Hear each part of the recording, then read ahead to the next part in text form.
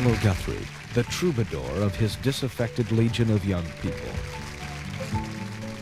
He is not so much a spokesman or leader as an embodiment of what has almost instantly been labeled the Woodstock generation. The voice of a significant part of an entire generation, singing the painful absurdity of living in a world inhospitable to their Aquarian dream. All of these labels have been placed on the shoulders of a young man named Arlo Guthrie, who 10 years ago wrote a funny song, Alice's Restaurant, and became beloved of the young.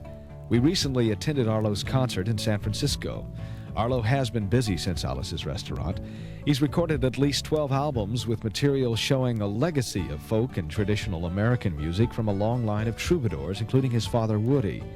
Arlo has proved to be more than the ultimate hippie, as he was once called. The body of his material represents intelligent, versatile artistry, an entertaining live performer who dares to be real and natural, and someone who cares enough about his country to protest and revive its musical traditions and roots. After several years of being Arlo Guthrie, he retreated more frequently to his home in Massachusetts, his wife Jackie, and 3 children. And in recent interviews, he's reported a deepening of his religious faith. Previously a humanitarian Jew, as he called himself, Arlo now states that Christianity fulfills Judaism, is the root grafted in, and calls himself a Catholic Jew. This is Rock and Religion with Arlo Guthrie and Mary Neely, backstage after a performance in San Francisco. I'm talking to Arlo Guthrie, and there's a question that I really wanted to ask you, Arlo, in relationship to authority.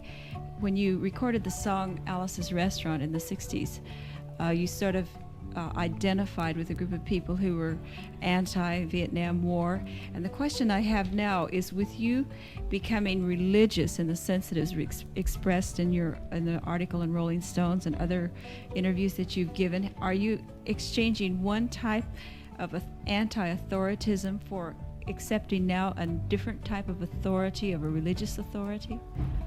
Well, maybe that's a good question, but I can't really answer it. The only thing I can say in connection with that is that the songs of the Alice's Restaurant era, as far as I were concerned, were songs of a sort of moral dimension. They weren't a political dimension. They weren't opposed to authority per se, but the moral character of that authority. I've never had trouble with any specific authority except in schools or taxes or things like that. But I recognize the necessity for them in a semi-civilized situation. So basically, I think the nature of what has happened is that the moral structure that I have come from has been enhanced by a more spiritual recognition